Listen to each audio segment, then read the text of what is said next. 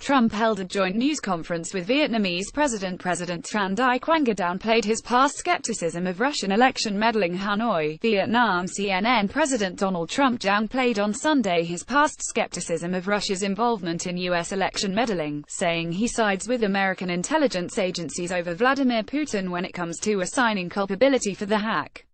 But he again stopped short of stating explicitly that Russia was behind the interference in the 2016 presidential election, which U.S. intelligence has determined was conducted to help Trump. Speaking at a news conference in the Vietnamese capital, Trump was clarifying remarks he made a day earlier which suggested Putin was being sincere in his denials that Moscow engaged in election meddling. The president stressed he was not accepting Putin's denials at face value, instead saying he merely believed Putin was being genuine. "I believe that he feels that he and Russia did not meddle in the election," Trump said. "As to whether I believe it or not, I am with our agencies, especially as currently constituted with the leadership." Trump has long declined to say definitively whether he believes Russia was behind the attempts to sway last year's election. And he did not say conclusively on Sunday when asked directly whether Russia was responsible. But his nod toward American intelligence agencies, which he said were led by very fine people, put him closer to accepting what his own government has determined happened months ago. The remarks came after Trump ignited further controversy over the Russia interference issue when he told reporters aboard Air Force One on Saturday that he believed Putin was being sincere when he denied involvement in the cyber intrusion. "I really believe that when he tells me that, he means it," Trump said. Backlash in Washington. The remark prompted backlash in Washington, where intelligence officials are unanimous in their assessment that Russia sought to influence last year's contest. The CIA released an unusual statement saying the current director Mike Pompeo believes the agency's determination that Russia was behind the election meddling. Trump, however, insisted during his news conference on Sunday that his remarks were clear. "I'm surprised there's conflict on this," he said. "I think it was very obvious to everybody."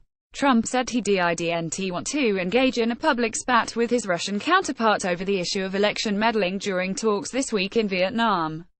"I'm not looking to stand and start arguing with somebody when there are reporters all around and cameras recording and seeing our conversation," Trump said. His meetings with Putin in Da Nang were held in private, however, and reporters did not see the two men engage in discussions. Trump said it was imperative the US and Russia work together to solve problems like Syria and North Korea. "What I believe is we have to get to work," Trump said. "People don't realize, Russia has been very, very heavily sanctioned. They were sanctioned at a very high level. And that took place very recently. It's now time to get back to healing a world that is shattered and broken."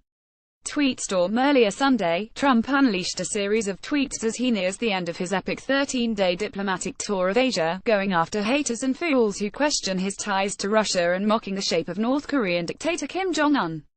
The invective came after days of relatively restrained tweeting as Trump darted between Asian capitals on his first presidential trip to the continent.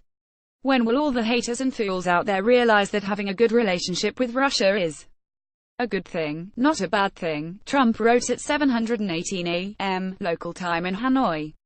He spent the night here after a state dinner, and held talks and a joint news conference with Vietnamese President Tran Dai Quang on Sunday morning. "They're sick always playing politics bad for our country," he added.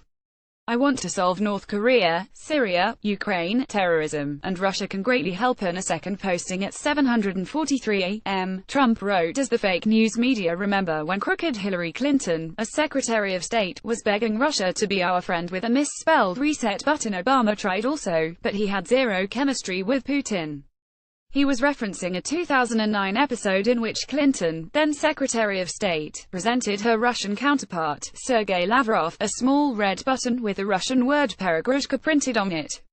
"We worked hard to get the right Russian word. Do you think we got it?" she asked Lavrov, laughing. "You got it wrong," said Lavrov. "The correct word for reset was Perezagrushka," he explained. Perigrushka means overcharged. Trump has long insisted that a better relationship with Russia could help solve vexing global problems, including ending the civil war in Syria and containing North Korea. Trump has worked while in Asia to consolidate support behind his efforts to choke off support for Pyongyang, and urged stern warnings to Kim during stops in Tokyo and Seoul. But his message on Twitter Sunday delved further into the types of personal insults that colored his rhetoric about the dictator before arriving in Asia. "Why would Kim Jong-un insult me by calling me old, when I would never call him short and fat?" Trump wrote at 7:48 a.m. "Oh well, I try so hard to be his friend and maybe someday that will happen." He appeared to be responding to North Korea's statement last week that Trump is a dotard, implying senility. Asked at his news conference about the prospects of befriending Kim, Trump offered a coy response. "Strange things happen in life," he said. "That might be a strange thing that happens, but it is certainly a possibility."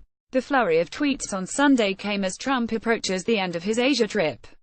He will depart midday for Manila, the Philippine capital, for a summit meeting of Southeast Asian leaders.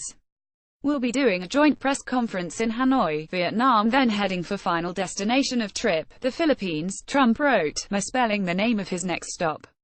Trump had remained dutifully on script during his visits to Japan, South Korea, China and Vietnam, including on Twitter, where his postings have stuck to the talking points he stirred during his stops. But after a formal meeting with Putin was stymied during his visit to an economic summit in Da Nang, Vietnam, Trump held forth with reporters about the damage the Russia investigations unfolding in Washington are having on Washington-Moscow ties.